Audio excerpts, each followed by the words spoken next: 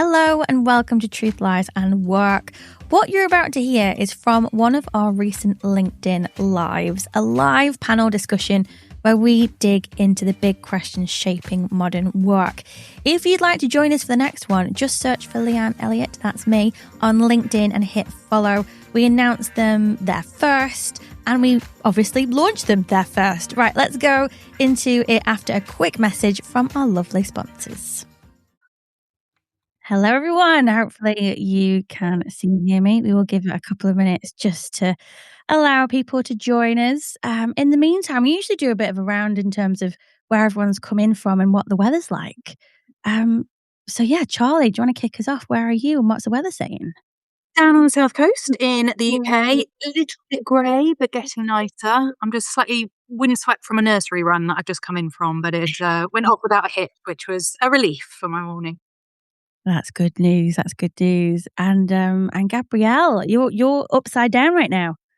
I am upside down. It's in the evening for me, and we are having just the most spectacular late autumn weather. So I'm heading off to the UK myself in 2 weeks, and it's hotter here than it is will be in the UK. So anyway, all good. Beautiful. I love Melbourne. One of my favourite cities. Brilliant. Yeah. And Paul, where in the world are you? I used to be upside down for many years as well, but I now live in the UK in Cheltenham. So I'm based out here, and it's a bit like Charlie, but sort of overcast. But we've had 4 or 5 days of nice sun, so it's been lovely. Fantastic. And Georgia, how's life in or near Melton Mowbray? In Melton Mowbray, yes. It's a little village called Harby. It's absolute pleasure having lived in this city for so long. So it's got countryside, horses outside, and it's incredible.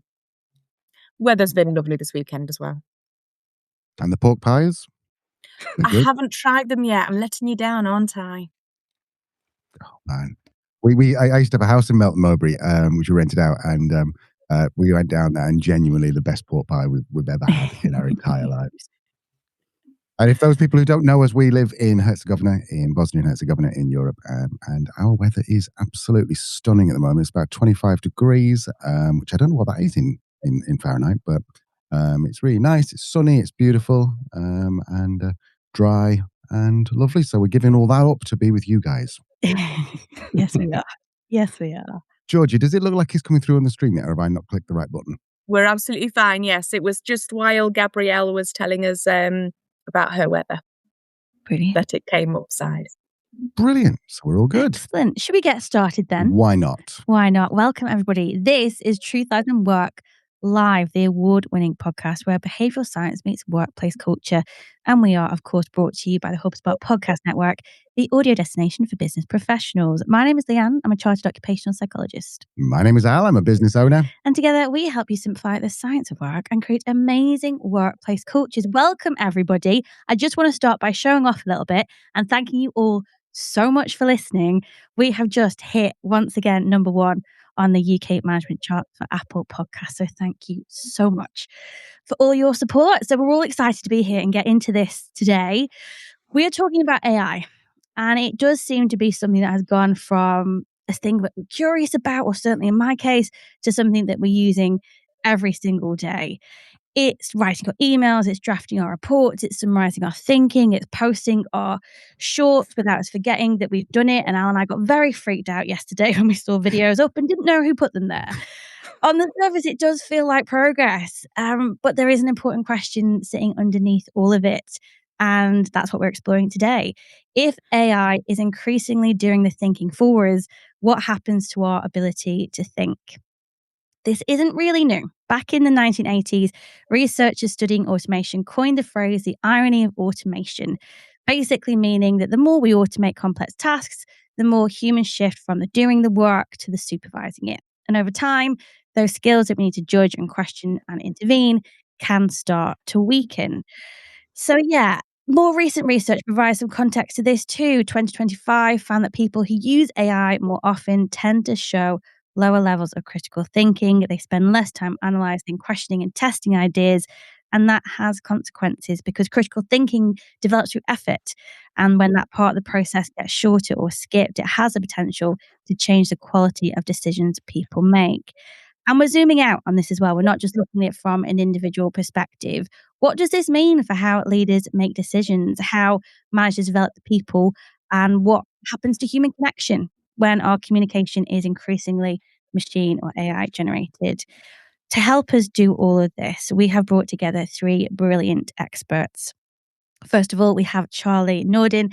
Charli is the founder of The Better Writing Store and former CEO and Chief Creative Officer at The Writer, where she spent over 20 years working with global organizations to help leaders communicate clearly and make sense of complex ideas. Her work sits right at the intersection of writing, thinking, and behavior. And the reason she's so interesting for this conversation is her core belief that writing isn't just about how we communicate, it's about how we think. We're also joined by Paul Spiers. Paul is a leadership advisor, founder of the New P&L Institute, and host of the New P&L podcast. His work is all about helping leaders navigate complexity, make better decisions, and build organizations with real clarity and purpose. And finally, Gabrielle Dolan. Gabrielle is an internationally recognized expert on storytelling in business and the author of Story Intelligence. She works with leaders on how to use authentic stories to build trust, influence people, and genuinely connect. Let's get into it. Everybody, welcome. Thank Thank you you. very much. Excellent. So those of you who have joined us before, you'll know how this all works. We're going to get right into the questions with our lovely panelists, and we have our associate producer, Georgia, here to help as well. Al, how are you and Georgia going to manage this and the producer side of things? I don't know. We should have talked about this, Georgia, really, shouldn't we? I think we're just going to keep track of LinkedIn and see if there's any comments. We do know we have acknowledged this is quite early, so probably a bit too early for our American listeners. But if you are, by the way, if you're watching the replay of this, then still comment on it because we will come back and we'll talk to you on that.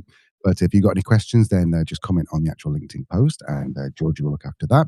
And I think also, I don't know, is there anything else that you need to be doing for us, Georgia? Are you happy just there and checking everything working all right? Yeah, everything's working absolutely fine from my side. And yeah, I'm happy to just shout up whenever you need me to bring in some questions. Fabulous. We will allow 10 or 15 minutes Q&A at the end.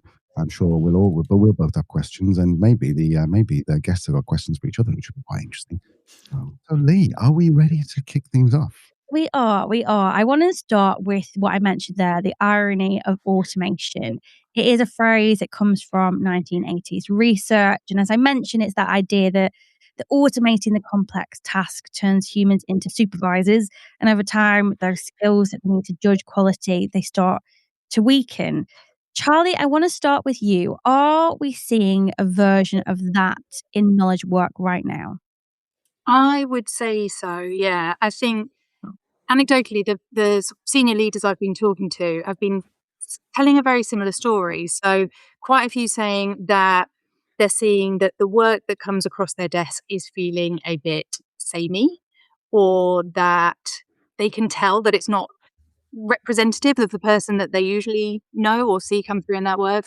But the thing that I have found most interesting and most consistent is really that there seems less of an ability to be able to defend or champion or explain ideas. And that suggests that person had or played a sort of passive process in producing whatever document it is that their manager might be looking at.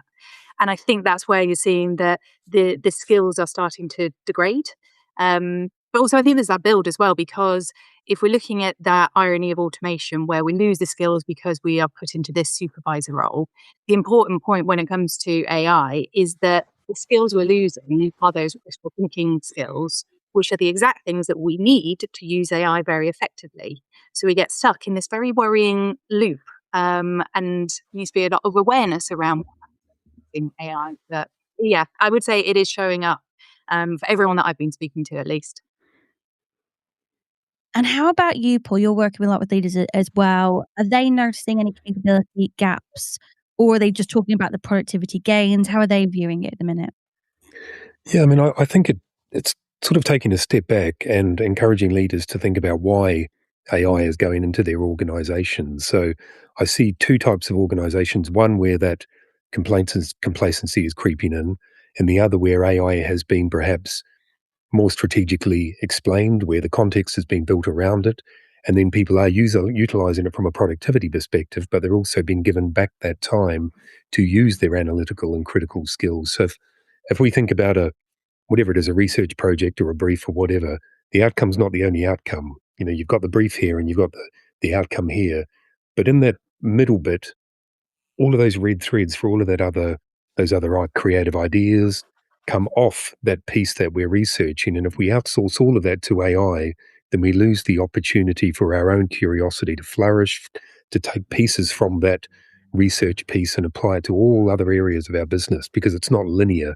So those organizations who understand that and maybe engage in AI to make that particular thing more productive, but also at the same time give those employees the opportunity through the reduction in time it takes to do that project to really critically analyze it, test the data more robustly.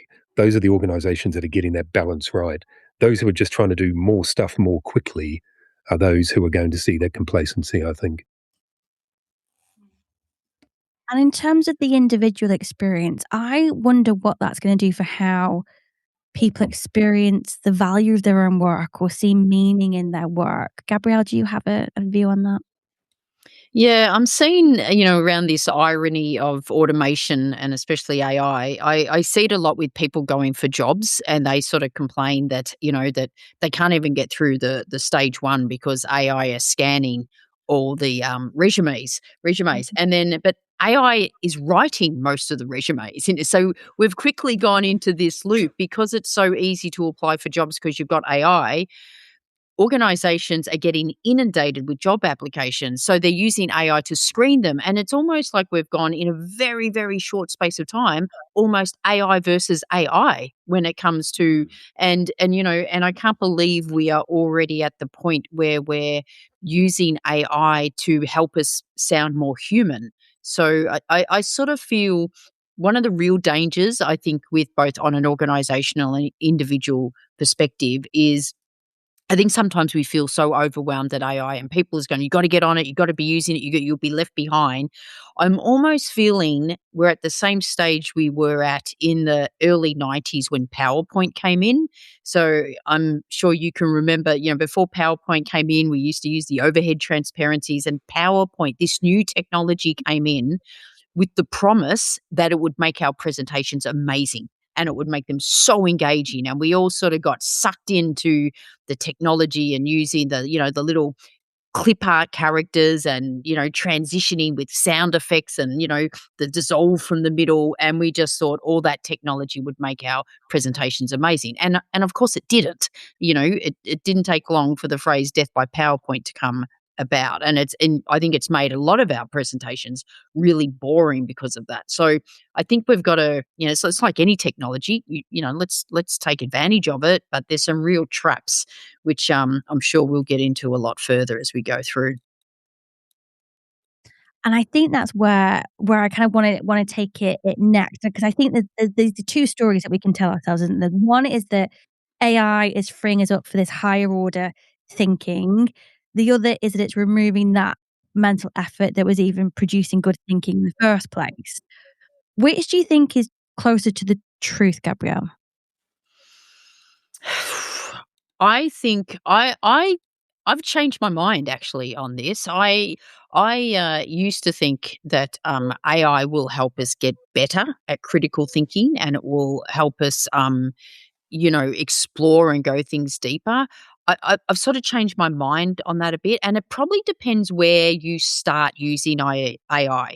So when it comes to critical thinking, I think if you start thinking yourself, and if you, as someone who's writing books or a thought leader as such, you're coming up with new ideas. And if you start with your own ideas and then perhaps use AI as your creative partner, I think it can help with your critical thinking. I think when we start using AI too early in that process, that it can really impact that. Paul, what are your thoughts?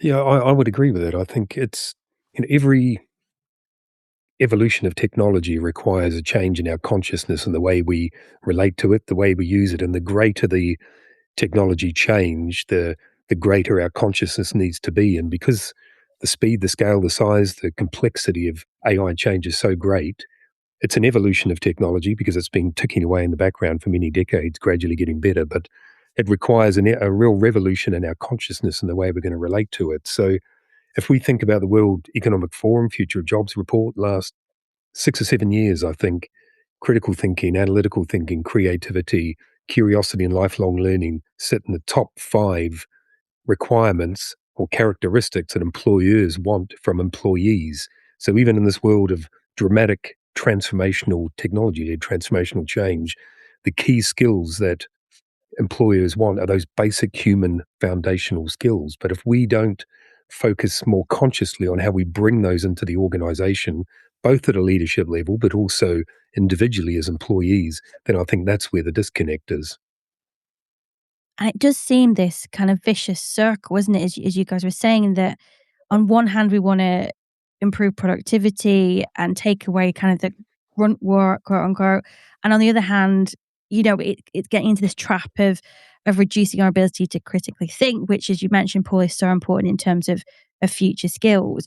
Charli, where can an organization kind of make their stance on this in terms of how AI is used so it either does free us up for higher order thinking or at least doesn't erode the critical thinking skills that we need to develop?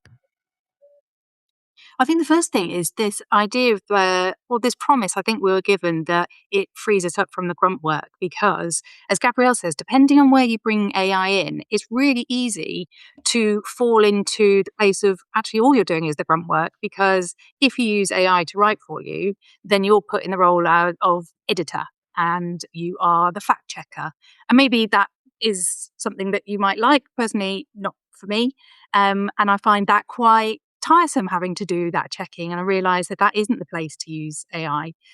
So I think we want to be conscious, I think as Paul said, of where in the process you put yourself and where AI plays a part. But I think for organisations, in terms of the questions they're asking themselves, if they're adopting AI, I want them to be thinking about where are you investing on keeping those critical thinking skills alive? And also, as Paul said, thinking about this magical time that is freed up for us. Is it kept free for us to be doing the important thinking part, or does it just get filled up again with doing more of the same thing? Because I think the latter happens very, very easily. If you think, well, I've produced this document, I've probably saved myself 3 days already in time. I'm only half a day into it. But do we then go and use the rest of that time in a way that is going to help us build and keep and retain and preserve and protect those skills? Or do we just keep on chugging and keep on going with what we're doing already? So yeah, I think as we're all saying, there's got to be a conscious effort, a proactive effort to make sure that we are aware that these skills will degrade. And that organisations and us individually are doing something about it. And I think the first step is thinking about where in this process am I going to put myself and where am I going to put AI, because that makes a massive, massive difference. Do it too early, and I think it's taken all the fun stuff out of. If we're talking about the writing process, we've handed that off. We've outsourced not just the writing, thinking part, and that's the bit that we own. Well, Charli, if I may, let me continue that thought, because I'm sure you've said something that writing is not just producing some words on a page. It's about how you actually think. Yeah. I think I read somewhere thinking with your fingers or something when you're typing. That's weird. I probably won't use that phrase again. It's kind of like, I found the same thing. If I want to think through something, often I'll write it down and then I'm actually... Tell me more about that. Yes. Yeah. Well, if you think about journaling, there's a reason that journaling is really effective for people, because it is the working through of ideas. And when we write, we are distilling information, we're synthesizing information, we're prioritizing, and getting to the point where we're trying to think about how do I make this interesting and impactful and show that I understand the reader. There are so many processes that go into getting something down on a page. And it is a brilliant, brilliant way of working through your thinking. So if that's the part that we outsource, we think that we're outsourcing writing, but we're actually outsourcing the thinking. What you're then left with is a document that you played a very passive part in producing, that you can't really stand behind. You don't know how it was put together. It's not something you can necessarily be proud of. So I think there's something that I've obviously been saying is that I think when it comes to critical thinking skills, you can teach those through writing, and then you can use your critical thinking skills to apply it to make that writing good. So it is, it's very much an act of writing is making thinking visible. There you go. That's the short version. I love that. And Gabrielle, thoughts on this in terms of like storytelling and everything? Yeah, I was actually, Charlie, as you were talking then, I know when I write a book, the process of writing it helps me critical think and think of ideas. A lot of people have sort of said, oh, why don't you just, there's all this technology, you could just record it and you get it transcribed. The actual concept of writing, even, to the point of, having a journal before I even start writing, sketching everything out, that's when I'm creative. That's all the creative stuff going through. So I agree. The latest book I've written, Story Intelligence, The Craft of Authentic Storytelling Made Smarter with AI. So I'm sort of saying you can use AI. And it's the first time I used AI to help me write the book. And in some instances, it was effective, like doing chapter summaries, for example, was effective. But if I started too soon in the process, I felt like it took me down this path that then I had to come back from, and it actually took longer. So I think it really is critical of when you start to use AI in the process, because I agree, Charlie, if you use AI too soon, you're getting something that sort of probably sounds good and it sounds okay, but maybe it's not something that is you or your even original idea. Yeah. Do you find when you write, if AI produces something for me, I find it really hard to unsee it. I think, oh, now you've put these ideas in my brain, and that's not where my thinking was going.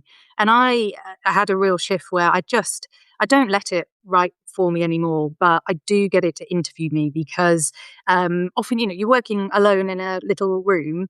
And if I can say, ask me 3 to 5 questions, one at a time, that are insightful and creative, here's an example, to draw this thinking out of my mind, then I've still got the ownership of those ideas, and I then can help and do the refinement and all the distillation part. But I find it odd and whether you found this in your process of the writing that book, that it's hard to backtrack when it gives you something. Yeah, it's harder.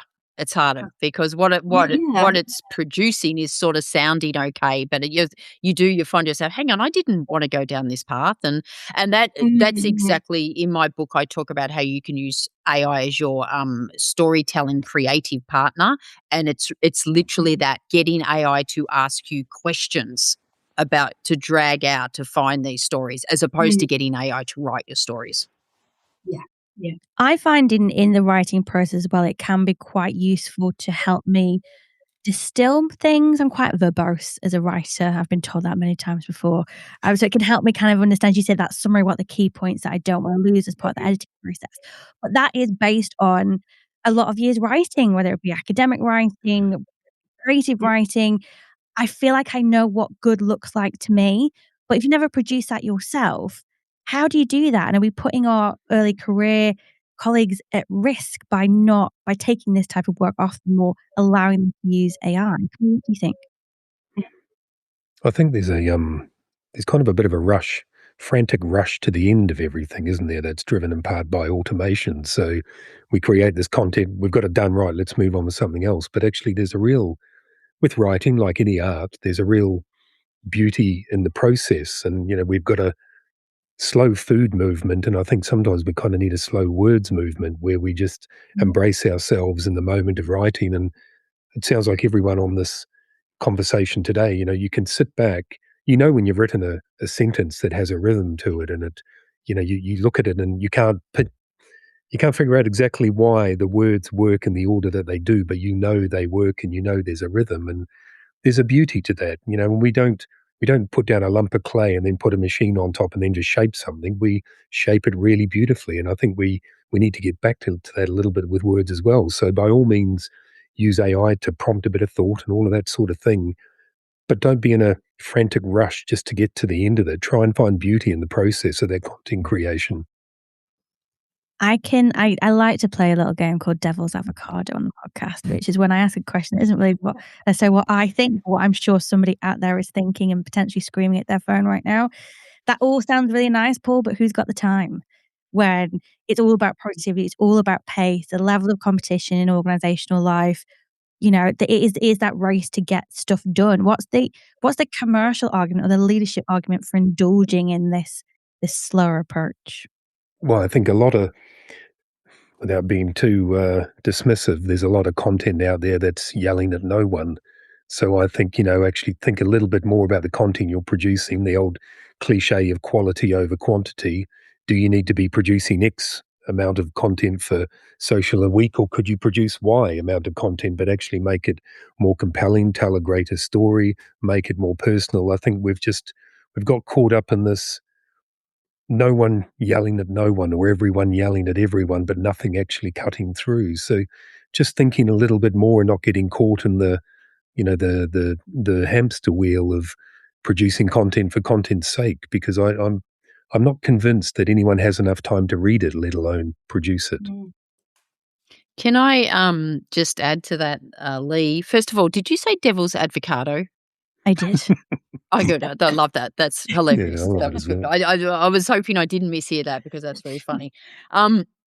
What I say to people, and especially like leaders, I think we're putting efficiency over effectiveness. So, a couple of years ago, we were all writing our own stuff. So we're thinking that using AI is really efficient for us to be writing things. But is it effective? So there's a couple of things. The latest Edelman report that came out at the end of last year showed that we are in a lowest level of trust. So I don't know if any of you follow that, but it's a global study for 20 years, and that we're at a low level. And the first time trust in employer is really low. So our audience is already in a position of really, what do they trust? And anything AI. So I would always say that if you're overusing AI to write your content, it's starting to all sound the same and it's starting to sound bland. I think the real danger, however, is if you're a leader and just say you're writing a newsletter to your team or to clients, and the moment they get a little whiff that this is AI written, I think a couple of things that can happen. They can just stop reading because it just all sounds the same. But I think it can do real damage to your trust and credibility. It's almost like, what, you couldn't write that yourself? I was having a conversation with someone the other day, and imagine if you got this beautifully written love letter from your partner, and it was beautiful, and you got it, and then you found out it was completely written by AI. I think it would have the opposite effect. You would sort of say, I would prefer to have an imperfect love letter, but your words, as opposed to as a perfect love letter that are not your words. And I think it's a real danger for us losing credibility on the over-reliance of using AI to generate or over-engineer our content. Makes a lot of sense. Charli, in terms of imperfections, then, should writing have in it natural flaws?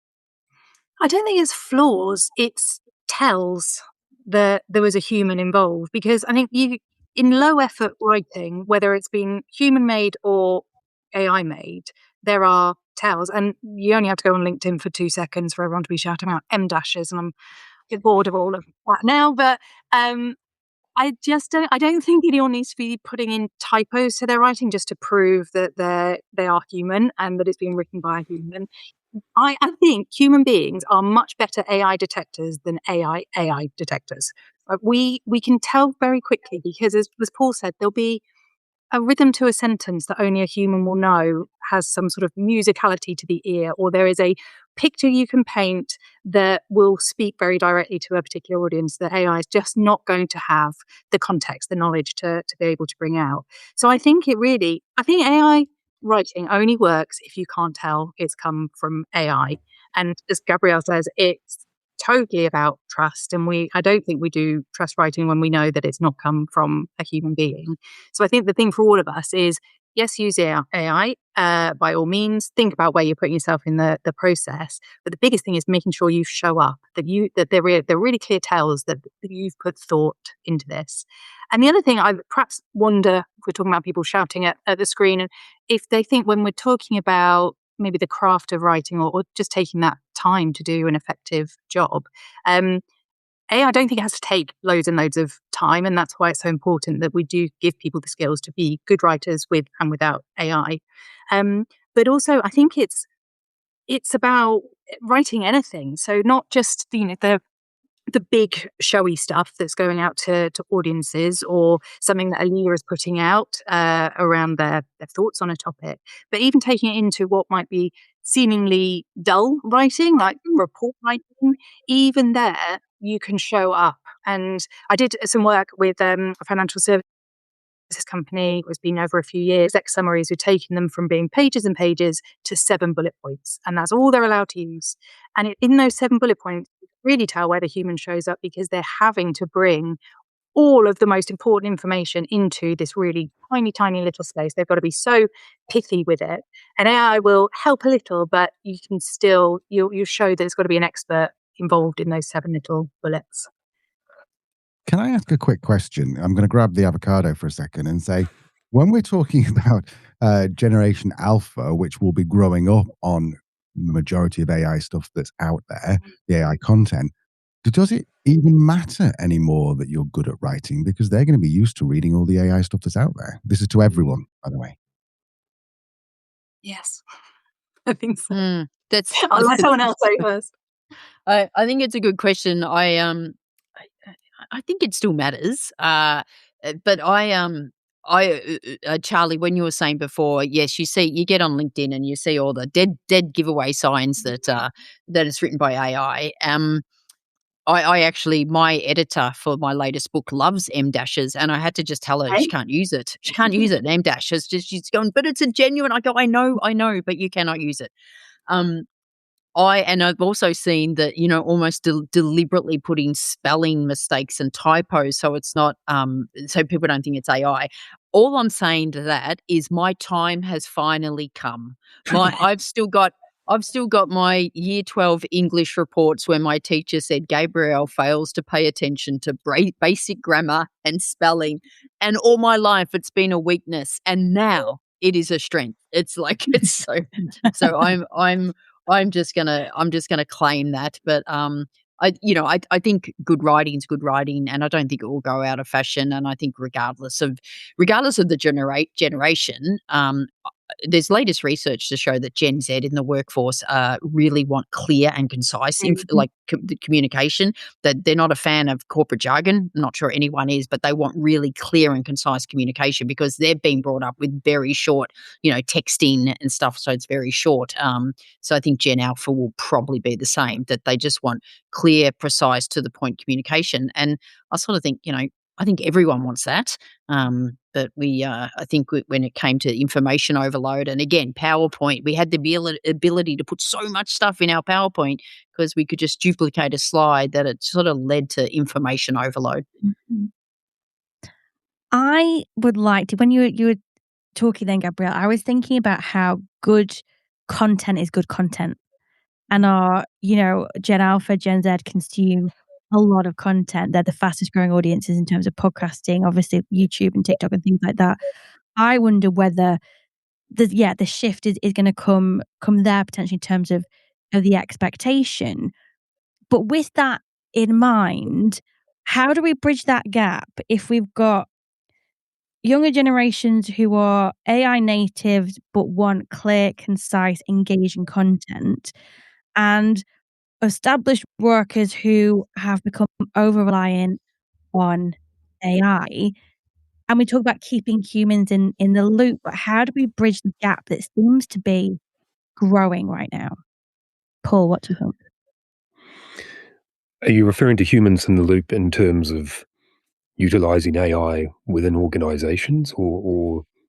Yeah, I am, but doing it in a way that doesn't either increase the gaps we're currently seeing, particularly in terms of, as we said, Gen Z expectations and how native they are to AI and content creation, and potentially already seeing that critical thinking losses in the established workforce. How do we keep humans in the loop in a way that it means that AI, is working effectively?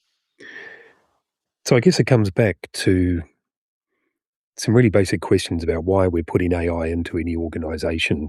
So if we're adopting AI because, we've all done it. We've done it with social media. We've done it with PowerPoint, as Gabrielle has said, in the 90s. There's a lot of organizations who are adopting AI because the organization down the road has or their competitors have, but there's not a great deal of strategic understanding, I think, sometimes of why and how AI can benefit that organization. So even if we ask 5 simple questions when we're looking at investing in AI, what will add in terms of how we deliver on our core purpose and impact and innovation? So what will it add? When is it appropriate to use it? So what are the protocols around using AI within our organization? Critically, how is it going to empower, engage, and excite our employees rather than create frustration or fear? Where are the issues that it's going to create? What do we need to consider? Where can it go wrong? And that's where the human in the loop comes in. And I think even if we start with those 5 questions, then the human in the loop question within an organization becomes clearer because we understand how we need to assess it, where humans need to be critical in their thinking of AI, where they need to check in on it, and where AI can operate seamlessly within that organization. So again, all of these things come back to treating AI as foundational and fundamental to changing the way businesses operate rather than seeing AI as a plug-in tool. We have problem A and it's going to be solved by AI solution B. This isn't a SaaS tool and it isn't just a technology. It's going to be foundational in the way we deliver business in the future. And as leaders and organizations, we need to be thinking in that way that this is going to fundamentally change the way we do business. So the what, the when, the why, the hows, and the whos need to be asked from the outset. We get that right, that we understand where humans fit into the loop within AI within that organization, and we also empower humans in that process, I think. And so regardless of the generations, it is about understanding where they fit in, where humans can add value to it, and where AI adds value to that organization as well. Other thoughts? You look like you might want to say something, Charlie. So Gabrielle. You go first, Charlie. So I think there's a word to add when we talk about humans in the loop, and it's got to be capable. That when we're thinking about either the person doing some reviewing or the person producing something alongside AI, we've got to have capabilities first. Bringing it back to what you said earlier, Leanne, about knowing what good looks like. We do have to know what good looks like to know whether we're being served up slop or not slop. But I think also that when it comes to organizations, there is a job to do to make sure people have the skills and then also give a safety net. So giving people guidance on how they should be using AI, transparency guidelines as well. So people have to explain how they're using AI. But I think there's also something interesting in being able to test the thinking of people within an organization, even perhaps by doing something like having to give a verbal summary of a document that they're producing, having to be able to do a Q&A session around it. But I agree with what Paul was saying. There needs to be some very clear reasoning about why AI is going to into an organization, how it's going to be used. And I'm not hearing enough of organizations thinking about how they're going to protect the critical thinking.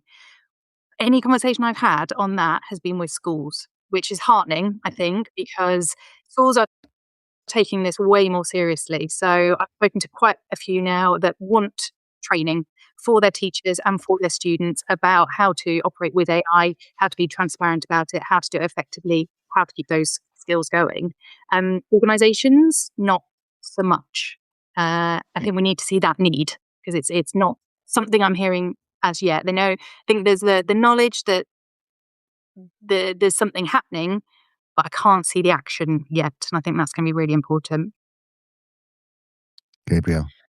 I took your question, Lee, as from a communication perspective. So we were talking about how you do content and how you keep humans in the loop. I may be very biased here, but I think storytelling and personal storytelling crosses, first of all, it crosses all generations. A lot of people, I've spent the last 20 years teaching business people how to communicate more effectively through stories. And one of the most powerful yet underutilized type of story is a personal story. And what I mean by that is it just it's not deepest, darkest fears type personal story and oversharing, but it's just something that didn't happen at work. And you can use it to communicate a work message. They're the most powerful stories people can share. And AI can't replicate that, right? Because they're your stories, they're your lived experience. So storytelling's been around. I said at the intro, I'm from down here in Melbourne, Australia. You just got to look at our First Nations people, the oldest culture in the world, and for tens and tens of thousands of years, their messages have been communicated through stories. So stories are really powerful, and they have the ability to build fast track trust and respect and credibility, so they can actually build trust and credibility.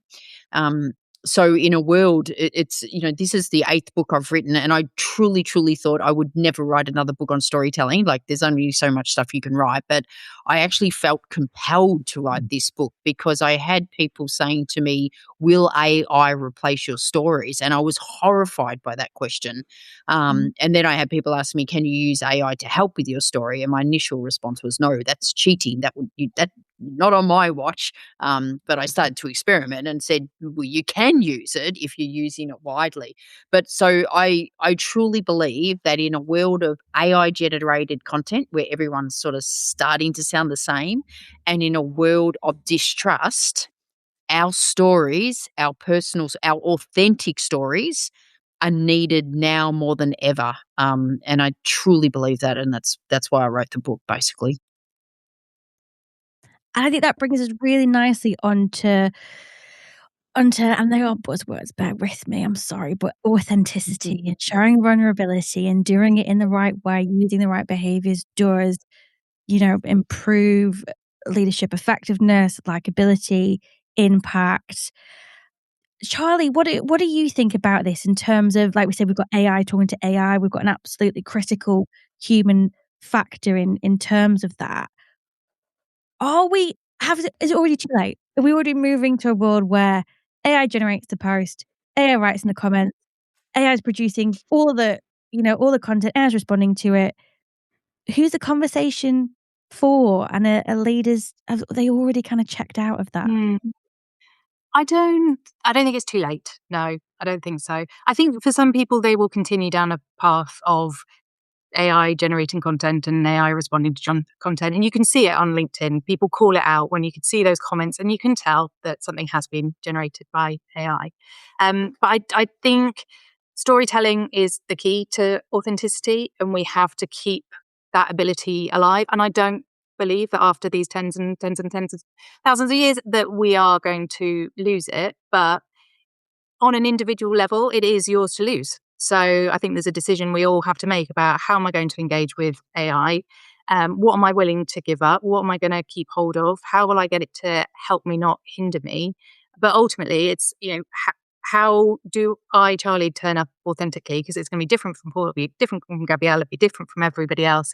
And I would want, in the same way, I suppose, I speak to my clients when we're working on coming up with their brand personality, that you should be able to put the thumb over the logo and know who's talking to you. I would like that to be true for me also. Cover up my name, but look at my words and you know that I'm the one behind it.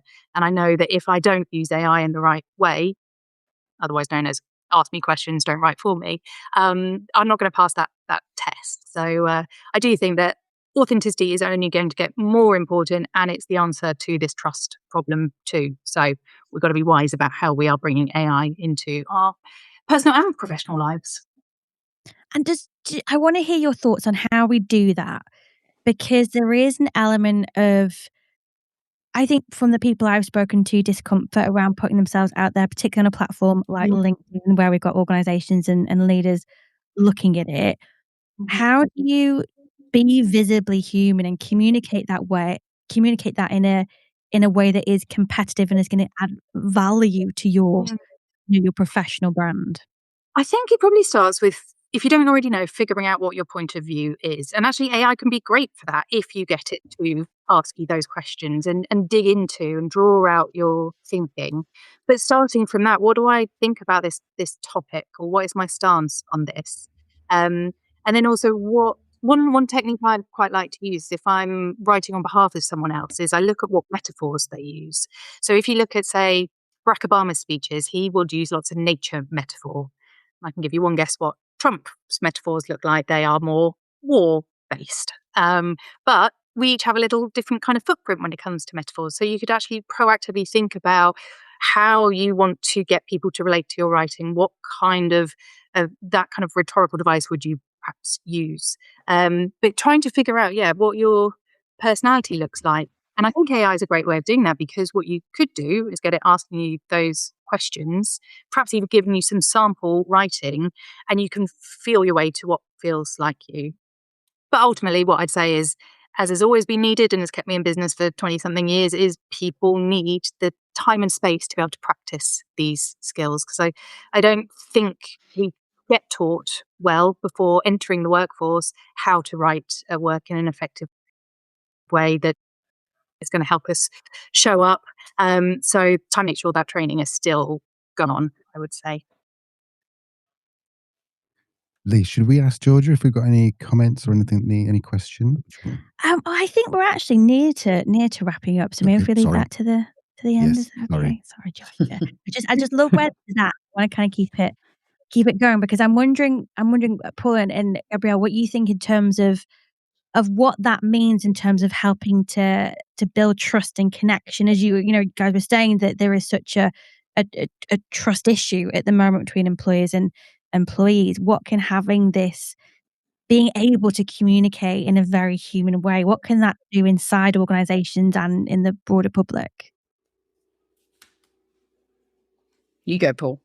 Okay. I mean, I think the key to trust and authenticity is aligning your words, your values, and your actions. To Charlie's point, and I talk a lot about vital values in a business, that you walk into an office and you see these values printed on a wall behind the reception or in the boardroom or whatever it happens to be, and they're supposed to be a demonstration of, but quite often they just become a substitute for the values and characteristics that exist in that business. So the commitment to them is about as thin as the vinyl they're printed in, hence the term vinyl values. So the big challenge for organizations, for leaders, is how we get the values off that wall and into the hearts and minds of those in the organization. So how does that value that you espouse turn up at 11 o'clock on a Tuesday morning or whatever it is, when the administrator or the designer or whoever is doing their role?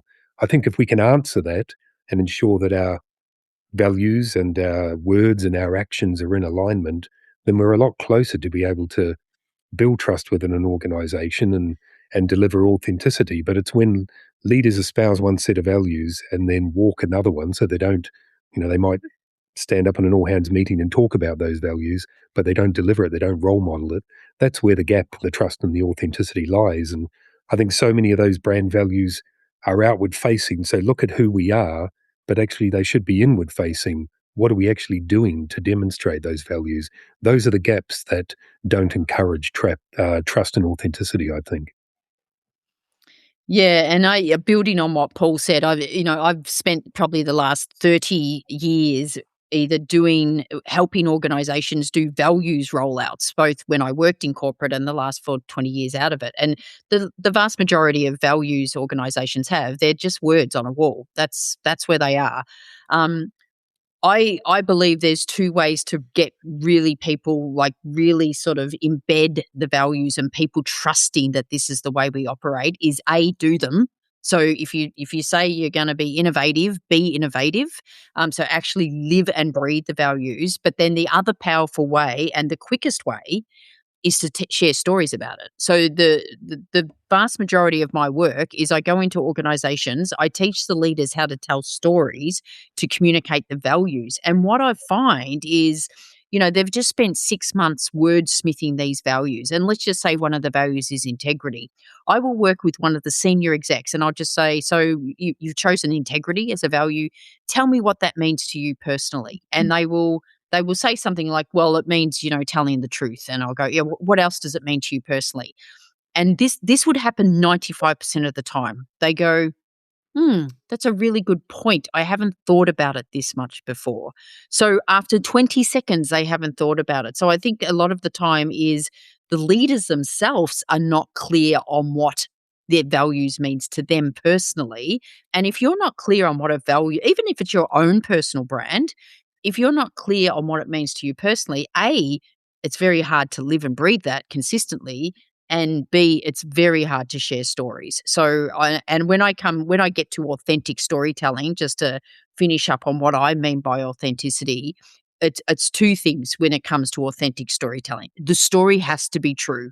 No exaggeration, no adding mayo. The story has to be true, but also the story's got to be congruent with what you believe. So you have to believe in the message. No point sharing a beautiful story about work-life balance when you don't believe in that. And I think when our, as Paul said, when our words and actions are not aligned, that's when trust suffers. Right. Love it. Yeah, and you've taken us beautifully onto that last point around authenticity, and I feel like you've just answered beautifully what human-centric leadership needs to look like right now. It's having that alignment between what you're saying and what you're doing. I'm wondering if there's one thing that leaders need to start doing or stop doing right now, one piece of advice in terms of leveraging AI where they can, not losing critical thinking. What's the piece of advice you'd give them? Paul, can I start with you? I think everything comes back to curiosity and finding ways within your organization to create and enhance and really encourage curiosity. You know, if you think about curiosity as a seed, if it's nurtured correctly, that plant grows, which is creative thinking, innovative thinking, critical thinking. And if that plant flourishes, then innovation is a flower that comes from it. So everything starts within an organization. If you're trying to grow an organization, build a culture, starts with curiosity. So the one thing I'd encourage more than anything is curiosity, but also curiosity with context. So leaders trying to understand. So the AI example is a great example. You may stand up in an all-hands meeting and talk about the productivity and efficiency of AI. What often leaders are tone deaf to is that outside those four walls, everyone's hearing AI is coming for your job. So if you don't address the context of that, sure, it might be more efficient, might be more productive, but how do we allay those fears and frustrations that people hear outside the four walls of that all-hands meeting? But that starts with curiosity as well, thinking about what employees might feel about AI. We've seen a growing body of research around data poisoning at the moment, employees putting the wrong information to Gen AI to produce the wrong results, to encourage leaders to see Gen AI as not as effective and efficient as it should be, because they have fear of lack of empowerment, of disillusionment, of frustration, and all those other things. That could be allayed if the context was set, if the leaders communicated with clarity and consistency and with context. All of that comes back to curiosity, asking questions. So that would be my one thing above all else. Brilliant. Charli, have you got any thoughts? I love that answer. Yeah, I'm very much with you on that. I think I just want leaders to be asking themselves, what skills do I want to see in my workforce now and in future? And what am I doing to make sure that happens, that I do preserve and protect the skills within my organization, that I am actively doing something to bring up the next generation of managers, and just being very, very clear, I think, as I said before, of what the cost of AI usage is, if not done in the very conscientious manner in which Paul was speaking about earlier. But yeah, really just think, am I, as a leader, am I proactively doing something to make sure that the skills I want to see in the next 2 to 5 years are going to be there in the workforce, or am I actually bringing something in that is destroying them without any other action at all? So yeah, just having that awareness, I think. Fabulous. I think my final piece of advice is to not hand over too much control to AI. I just saw in one of the comments in LinkedIn from James saying AI said is not evidence. So in my book, in my latest book, Story Intelligence, I actually wrote a letter to AI that I think I would love this to be my final bit of advice. I was inspired very much by Elizabeth Gilbert when she wrote a letter to creativity in Big Magic. So I was sort of inspired by that. So let me put my glasses on so I get this right. It says, "Dearest AI, creativity and I are about to go on a road trip together, and I invite you to join us. I will be doing my job on this road trip, which is to work hard and stay focused. And creativity will be doing its job, which is to remain stimulating and inspiring. There is plenty of room in this vehicle for all of us, so make yourself at home. But understand this. Creativity and I are the only ones that will be making any decisions along the way. I recognise and respect the supporting and valuable role you can play, so I will at times ask you for your advice and suggestions. But understand that I will always make the final decision and I will always be in control. Don't take this personally, as I know you won't because you're not a person, but I know sometimes while you are eager to please, you hallucinate. So sometimes you are wrong. You will also come with some built-in biases, so we are not always aligned. So you're allowed to have a seat and you're allowed to have a voice when asked, but my dear friend AI, you are absolutely forbidden to drive. I will always be in control. And I would say my final bit of advice is to leaders is to make your own commitment to AI that you will not let it take control of anything, and you will always be in the driver's seat. Fabulous. I wish we had an applause clip there because all of that advice from all three of you was just look at me being a nerd going, oh, yeah, little button to do applause. We could actually just clap, couldn't we? That was so good, Lee. Any response? My final thought, again, all incredible. When I posted about this on LinkedIn, one of the concerns I had was how people be feeling right now in terms of the value that they can offer. And I'm not immune to that. I wake up some days and think, do I still have relevance? Am I still useful in this world? And I hope that after hearing that conversation, you realize that humans cannot be replaced.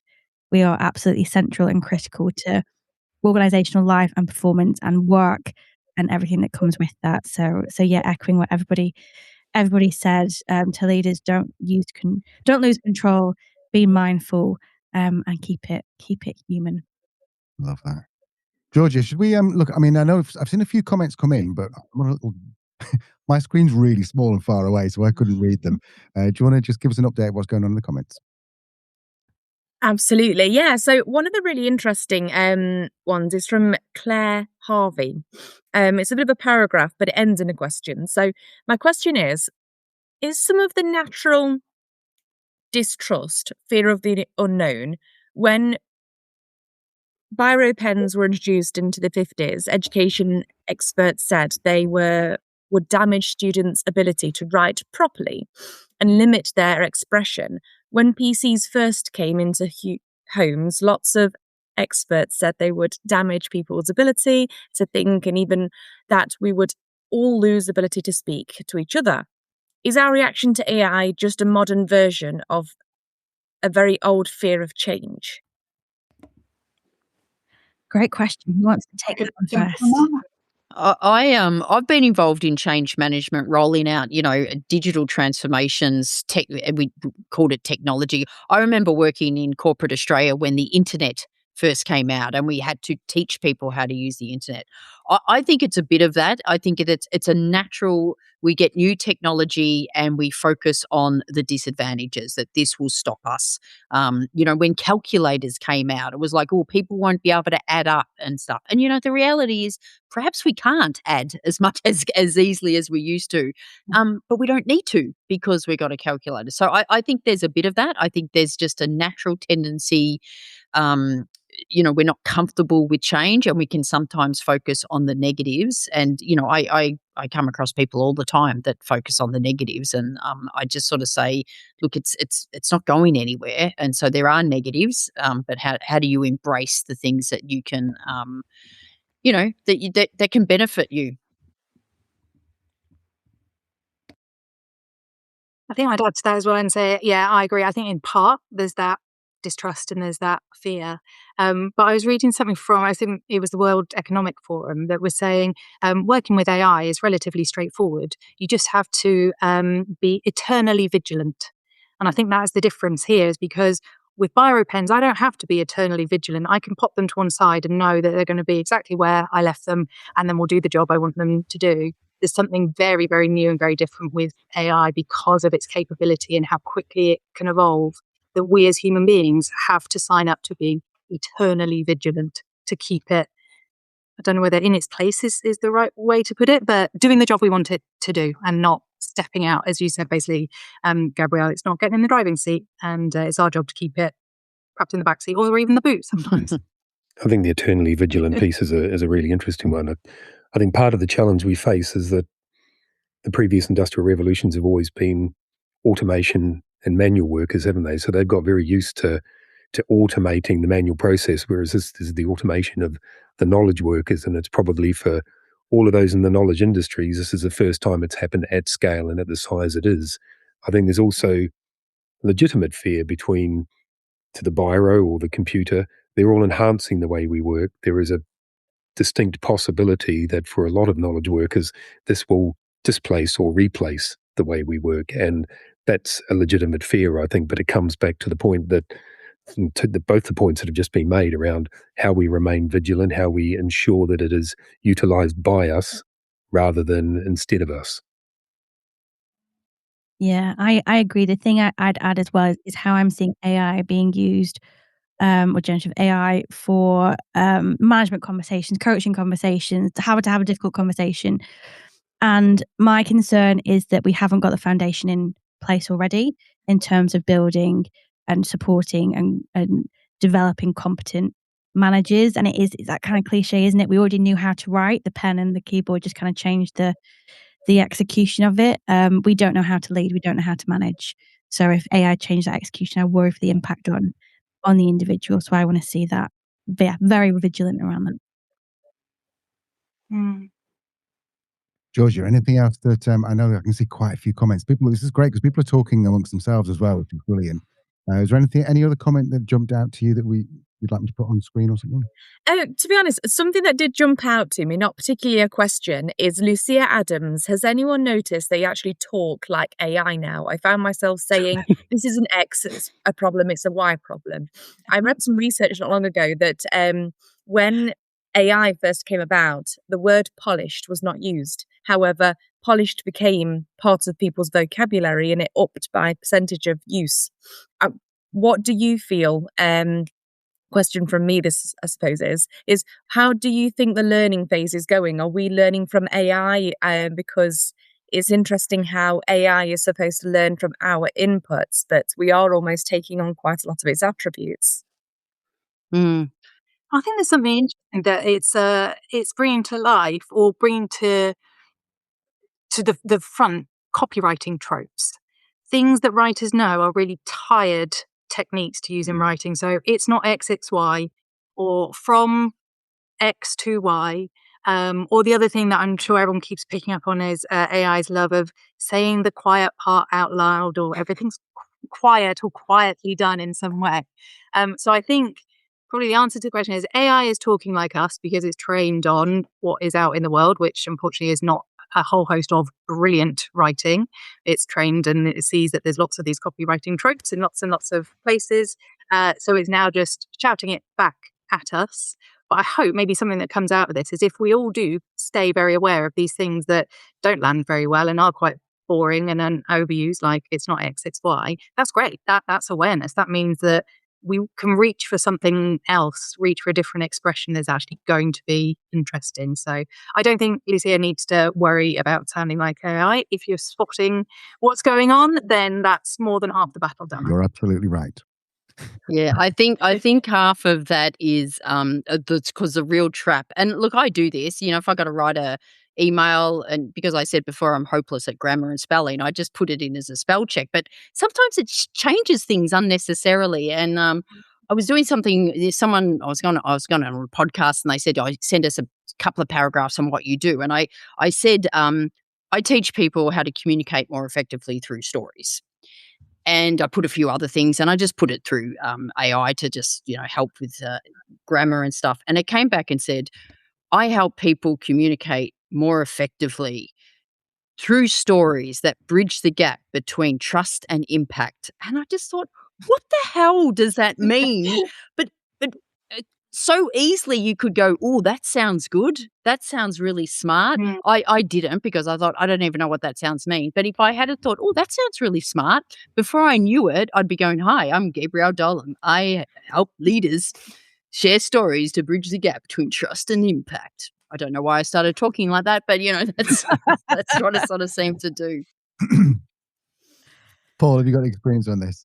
What are your thoughts? Yeah, I mean, that's one thing I'm less worried about, because I think all of us every day in every way are, whether we read newspapers or looking at LinkedIn or using AI, we're all taking and using things that we're learning every day, new phrases and new approaches to things. So, and in a way, if we're speaking more like AI, we're only speaking like where AI dragged all of that information from, that it's provided it to us. So we might be speaking like the Harvard Review, where it, took its information from and collated and curated it. So I just, that's less of a concern for me, because I think wherever we get our information from, every day we're consuming phrases and new frameworks and all those other things that we're taking into our minds.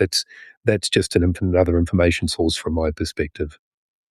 Can I, as you were just saying that, what it reminded me of, and I totally agree, that we pick up new words and phrases all the time. And being a mother of 2 Gen Z kids, that they're using language all the time, but it's like the moment I repeat it back to them, it's like, please don't say that, because it doesn't, if I say, oh, that's slay, that's slay. And it was just like, oh my God, Mum, don't ever say that in public. It was just like, so yeah, and maybe because it doesn't sound authentic, or with them, it was like, Mum, that was so 6 months ago. Stop saying that. It's not okay.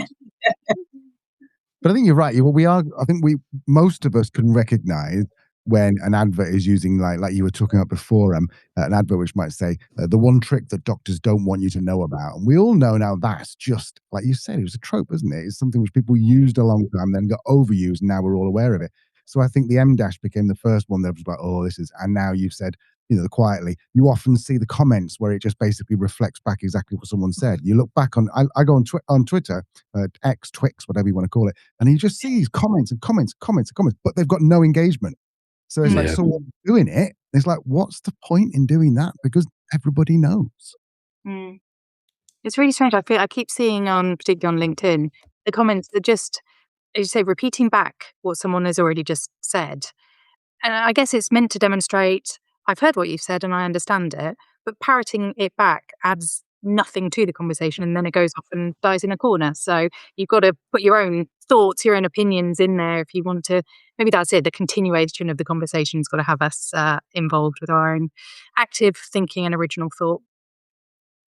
Yeah, and I suppose it's in LinkedIn's interest to get more content on there and more comments in there to show there's more engagement. When in actual fact, AI could very easily work out which comments are AI and just bin them, shadow ban someone. Can I ask you about this, Al? Because, sorry, is everyone all right for another couple of minutes? Just read a bit over. Yeah. I have been, we all get the automated kind of, they call them a pitch slap on LinkedIn. Connect and then they immediately DM you trying to sell you something. I've noticed, I want to ask you this out with given your background with your background in sales marketing. I get ones and I'll maybe let them flow 2, and I'll get the third message and I'll be like, I'm guessing this is automated, like my reply. Do you want to just cut to the chase and tell me how I might be able to help you? And I've even now got ones that I swear to God are still automated, because it's going, good catch, you caught me, goes on with the automated sounding message. Is that what's happening there, Al? Because in terms of sales flows, it doesn't seem like it should work that way. I think, now, I'd love to hear your thoughts on this, but I think that there's someone out there selling a course on how to do outreach on LinkedIn, and then someone else is copying that course and selling that course, and these all courses say the same thing, which is basically be a bit human. I got one person who sent me a really weird message with the word anus in it or something, and it's like, yeah, I got your attention, I didn't, and I'm like, yeah, but not for a good reason. Not for a good reason. And it's just like, I think, to be fair, we all know this. If someone actually if someone connects with you and then sends a really nice message that's thoughtful, that references something. I've only had maybe a handful of these in the last, I don't know about you guys, a handful of these in the last 12 months where someone goes, oh yeah, I noticed you did this. Not, I've used AI to pull out your bio, but just go, hey, you did that. How did it go? But have these also now got to the point where they're being automated, like a chat bot is coming back in and they're going, oh, you caught me, and it's still So one of my favorite books is by Seth Godin called All Marketers Are Liars or something. And his basic premise is that marketing just ruins everything. And of course, Seth is huge on marketing. And I've good background in marketing, but it kind of does, because we just ruin the lot. And I think AI is going to ruin everything. So we are going to go back to a point where you can actually do effective marketing just by being a decent human being. Like, can you imagine sending voice notes? I don't know whether they will take off on LinkedIn or not, but it's still a bit different, and it's fairly difficult to fake something or make something sound authentic in voice. But maybe I'm wrong.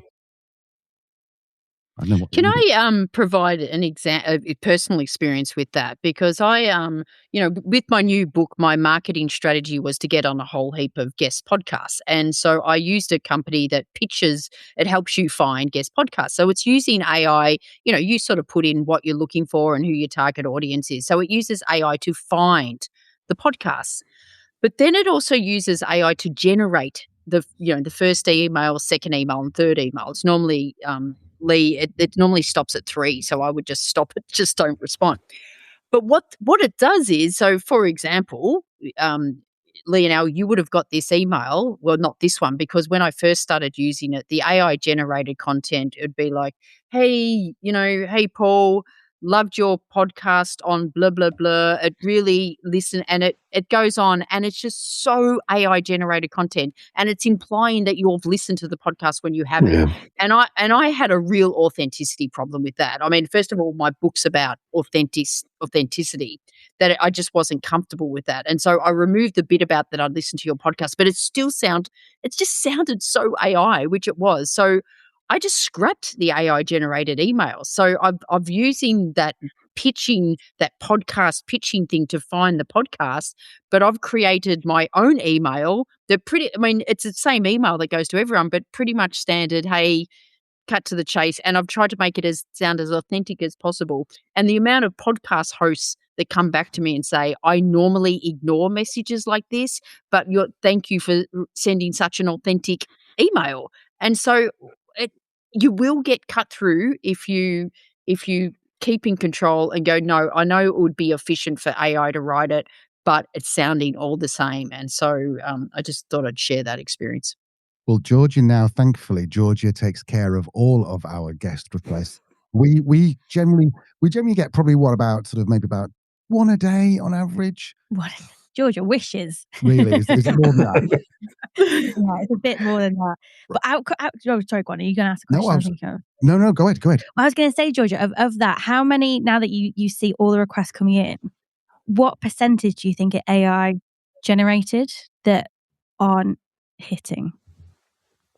I'm going to go 70, 80%, a very large percentage, definitely. And like you say, it almost doesn't quite make sense. There's ones that are developed by AI seem so complex and seem so, there's so much in there where I read it and I'm like, I don't actually know your purpose here. Yeah. And I say that just because there is such an opportunity. We had one of the best guest pitches we ever had, where somebody just emailed us and going, I want to just talk to you about the conversation we had about biscuits the other day, because I think you're sitting light on the custard cream. And we'd be like, we need to get this person on the show immediately, because they've listened and they've got a sense of humor. And of course, they had an incredible story to offer. But it's that level of personalization that I think is somewhat easier to do now. What are you seeing, Paul? Because you must get loads of requests in as well. Yeah, I mean, I everything you've all said is exactly what I get. I probably get half a dozen a day on average during the week, and 90% of those, 95, 99% of those each week, they're all just similar rhythms that have been produced in AI. And one of the dead giveaways is, because there's a particular issue with the new P&L and the ampersand in the middle, there are some platforms where I have to space the P, the ampersand, and the L. And it looks odd, but that's the only way I can get it to look correct. And any time I receive an email where there is the P space, ampersand space L, I know it's just been scraped and it's just an automated AI email. So you feel quite disillusioned in a way, because I can't possibly, I don't know how you get on, Georgia, but I can't possibly respond to them all, nor I feel should I, if they've just, taken the first line off the last episode and to your point said, really enjoyed the last episode with XYZ. And I mean, it's just, it's not worthy of a response in some regard, I think. And I wonder if If that's going back in as well to what we were saying before about managers using AI to communicate with their teams. But it's going to be this kind of same visceral reaction of, no, I just can't even engage with this because it's clearly zero thought gone into it. Yeah. And you stop reading it. Like, Paul, you would just stop reading it and go, it doesn't even warrant. It's these conversations sounding like what I spoke about with LinkedIn, using AI, LinkedIn job resumes. It's so quick to write a job resume that all these companies are getting inundated with resumes, so that you have to use AI to screen it. It would be like, Georgia, you'll be now using AI to screen all the pod requests to screen which one's actually not AI driven. And again, we'll turn up just the AI versus AI again. I've changed my my LinkedIn profile a couple of weeks ago. You know, you can put you put your name, your first name, your last name, and something in between. And I've changed mine to Al. I'd rather not, thanks, Elliot. When I do get automated scraped messages, it just, hi, Al. That's brilliant. That's brilliant. Which I'm hoping that it will show a signal. Fabulous. Is there anything else? I know we're low on time here or whatever. Leah, is there anything else we need to say? George, anything else that we need to point out? Nothing on my side. No? Okay, brilliant. I mean, if you do keep adding questions, and if you're not watching this live, you're watching the playback, pop down any questions you might have in the comments. I know that all of our guests are active on LinkedIn, so they'll be more than happy to jump in and answer them.